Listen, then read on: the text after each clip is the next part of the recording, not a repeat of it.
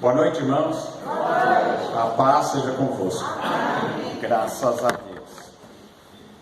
Abra sua Bíblia no Evangelho segundo São Mateus, no capítulo 12. Mateus 12.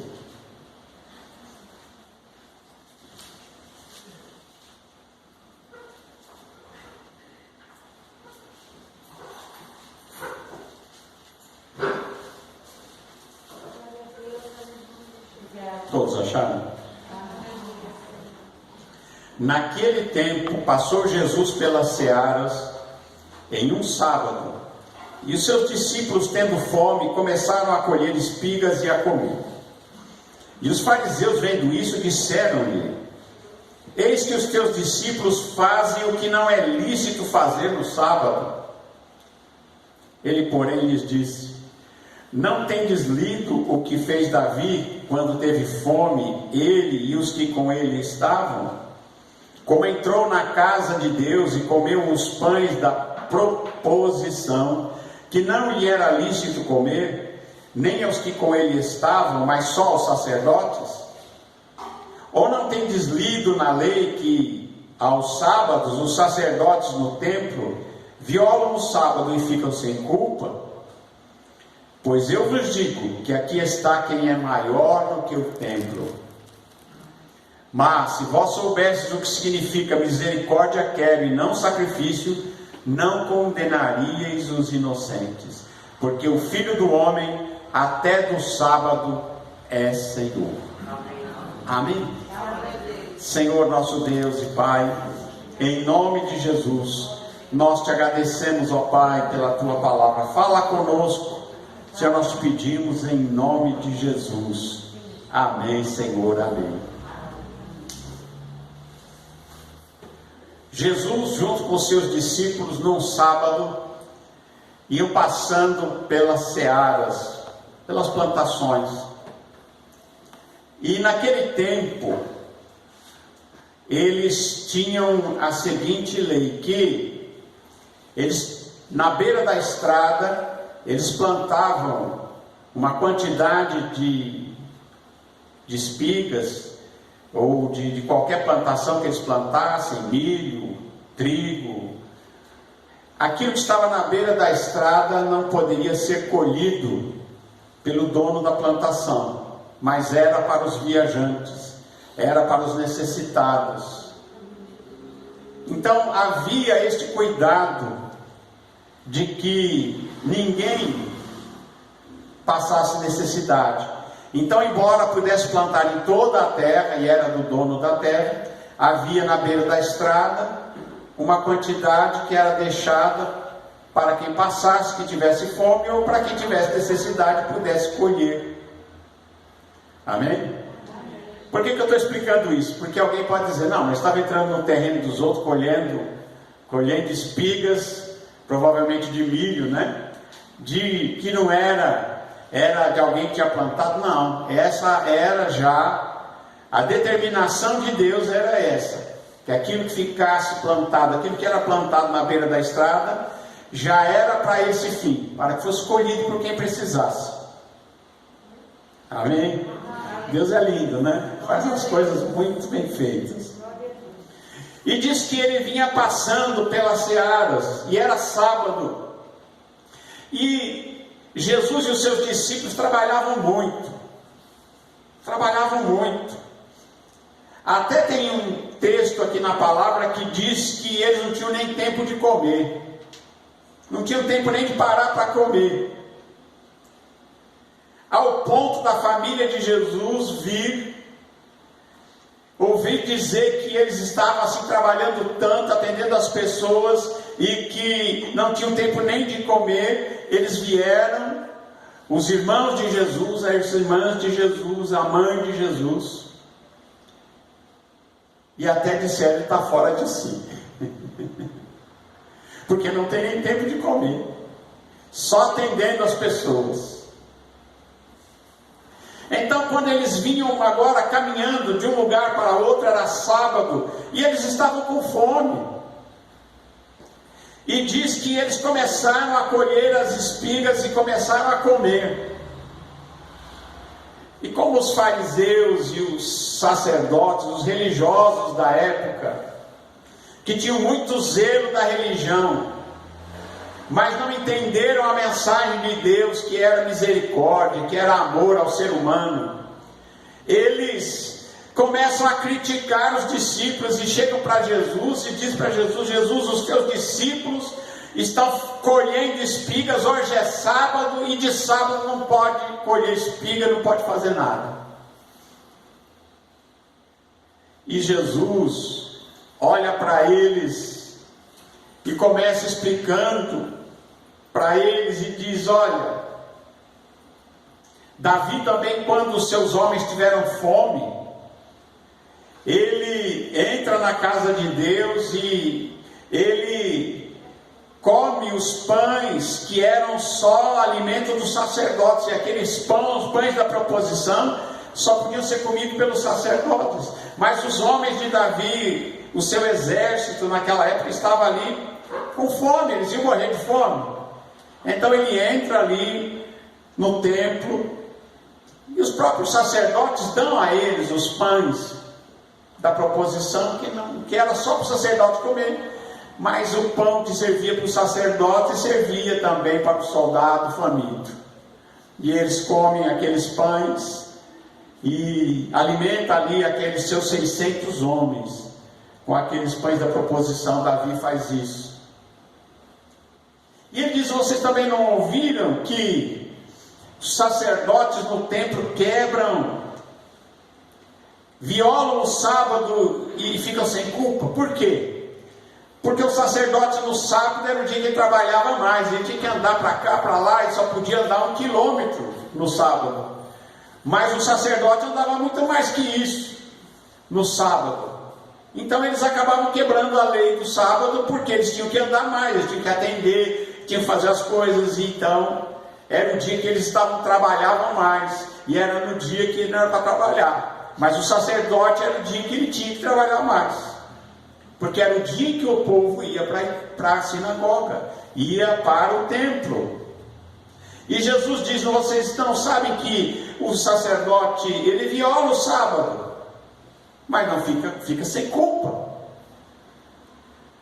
Então Jesus diz: pois eu vos digo, olha o que Jesus diz para ele: eu vos digo que aqui está quem é maior do que o templo. Ele disse para eles: aqui está quem é maior que o templo, aqui está quem é maior do que Davi, aqui está quem é maior do que o sábado. Porque Jesus também disse que o sábado foi feito por causa do homem, e não o homem por causa do sábado. Palavras de Jesus. E eles já tinham endeusado o sábado. Para eles o sábado era mais importante do que o ser humano. E a vontade de Deus, quando Deus deu a lei do sábado, era para que as pessoas não trabalhassem sem ter um descanso. Tinha que ter um descanso. Então o sábado foi dado por causa do homem.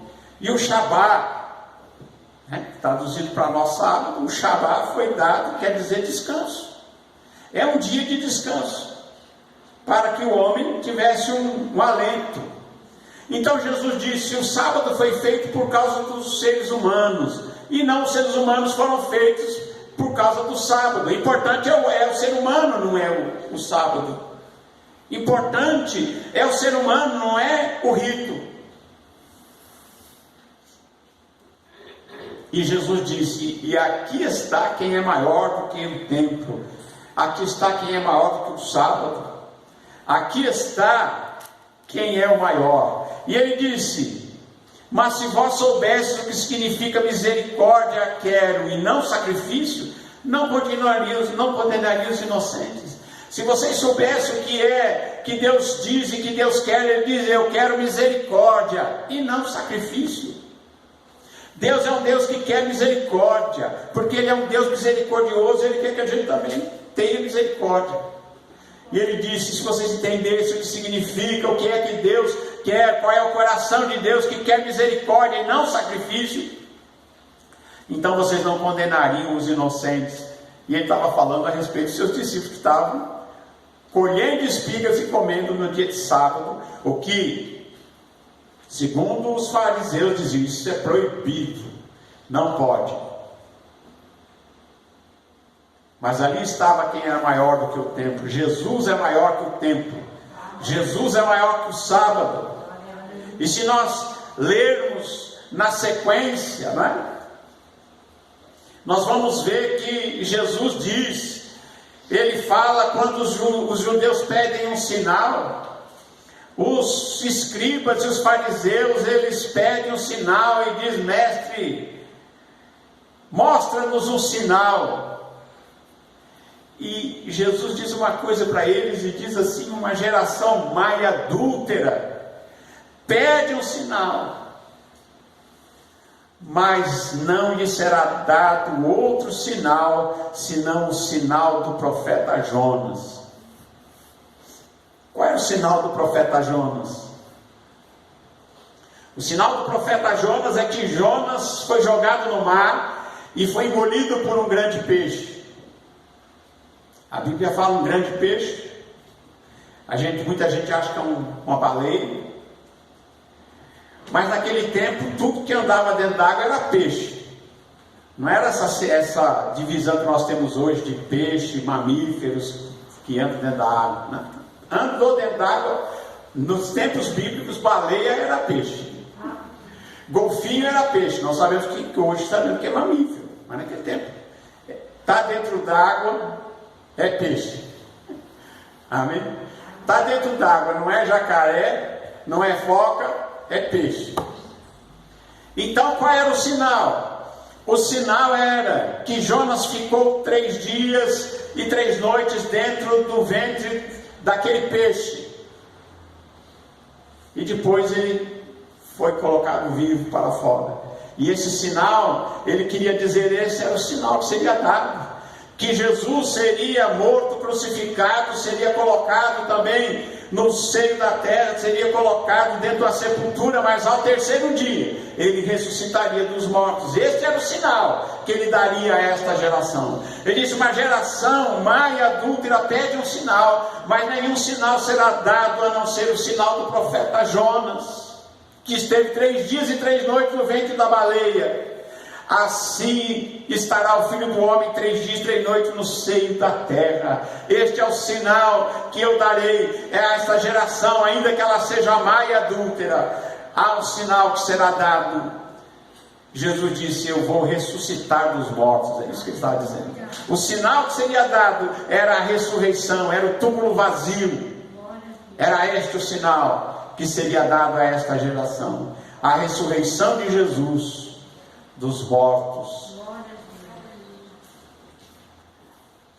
E ele disse mais. Tem uma coisa aqui que é muito séria que Jesus disse. Ele diz, os ninivitas vão ressurgir no juízo com esta geração e a condenarão, porque se arrependeram com a pregação de Jonas. E eis que aqui está quem é maior do que Jonas. Jesus é maior que o sábado. Jesus é maior que o templo. Jesus é maior que a religião. Jesus é maior que Jonas. Jesus é maior que Salomão. Jesus é maior que Davi. Jesus é maior que tudo, porque Ele é Deus. Então Jesus, aqui está quem é maior. Aqui está quem é maior do que Jonas. E ele disse mais. Ele disse, a rainha do meio-dia, ou seja, a rainha da Etiópia, se levantará naquele dia. Né? E a rainha do meio-dia se levantará e condenará esta geração, porque veio dos confins da terra para ouvir a sabedoria de Salomão. E eis que aqui está quem é maior que Salomão. Jesus é maior que Salomão. Ele disse que seria julgada esta geração má e adúltera, que a rainha do sul, ou a rainha de Sabá, ela se levantará, porque ela veio lá da África para ouvir a sabedoria de Salomão, para ouvir a palavra de Deus e a sabedoria que ele tinha de Deus, da parte de Deus. E Jesus disse, aqui está quem é maior que Salomão, e vocês não têm dado ouvidos. Aqui está quem é maior. Jesus é maior que Salomão. Jesus é maior do que Jonas. A Bíblia diz que os ninivitas ressurgirão no juízo com esta geração e a condenarão, porque se arrependeram com essa pregação de Jonas. Porque o Jonas pregou uma mensagem sem vontade, ele pregou uma mensagem, ele não queria que ele se arrependesse, vocês sabiam disso? Jonas, o povo de Nínive era um povo muito ímpio, uma nação que tinha subjugado muitas nações, eles eram terríveis, um povo muito mau. Então Jonas disse: eu não vou pregar para essa gente, não vou pregar para o povo de Nínive. E Deus, quando manda Jonas ir pregar em Nínive, Jonas foge de Deus e pega um navio para Tarsis. Ele quer ir para uma cidade, num lugar bem distante, para longe de Deus. Ele quer fugir de Deus para não pregar para os ninivitas. Mas aí Deus manda uma tempestade, o navio quase afunda. E aí, quando eles lançam sortes para saber o que estava acontecendo, Jonas estava dormindo no fundo do navio. E de repente eles acordam, o Jonas diz: acorda, ó dormente, e não vê que nós vamos perecer. E eles lançam sortes para saber de quem era a culpa. E quando eles lançam sortes, adivinha, a culpa cai em cima de Jonas. E de alguma forma eles sabiam: olha, o culpado é esse camarada. E ele diz: da onde és tu? De que povo és tu? De que Deus és tu? E ele diz: eu sou judeu, eu sou israelita, sirvo ao Senhor dos exércitos. E aí eles temeram, eles disseram: que fizeste? E aí ele diz: é porque eu estou fugindo da presença de Deus. Deus me mandou pregar em Nínive e eu estou fugindo para Tarsis. Deus me mandou fazer uma coisa, eu estou indo na direção contrária, eu quero fazer outra. E diz: o que a gente faz agora? Diz: me joguem no mar e a tormenta passará. E eles ainda tentam salvar o Jonas e não querem jogar Jonas no mar. Eles jogam as coisas do navio e a coisa começa a piorar. E eles veem que vai afundar mesmo. Quando eles percebem que não tinha mais jeito, eles temem a Deus. Eles falam: Deus, não cobre de nós o sangue desse homem. E o Jonas diz: tem que jogar eu no mar, senão não para. E então eles jogam o Jonas ao mar. E faz uma grande calmaria. E vem um peixe, um grande peixe, uma baleia, e engole o Jonas. E é este o sinal que Jesus disse que daria a essa geração. Ele ficaria também 3 dias no seio da terra, como Jonas ficou 3 dias no seio do mar. Mas ao 3º dia ele ressuscitaria. Jesus é maior que Jonas. O povo de Nínive vai se levantar naquele dia porque eles se arrependeram. E Jonas pregava uma mensagem monótona. Uma mensagem porque quem não quer pregar, ele não queria pregar. Ele não queria que eles se arrependessem. Ele queria que a cidade de Nínive fosse destruída. Mas ele diz: olha, dentro de 40 dias essa cidade será destruída. E ele passou pelo meio da cidade dizendo: em 40 dias essa cidade será destruída.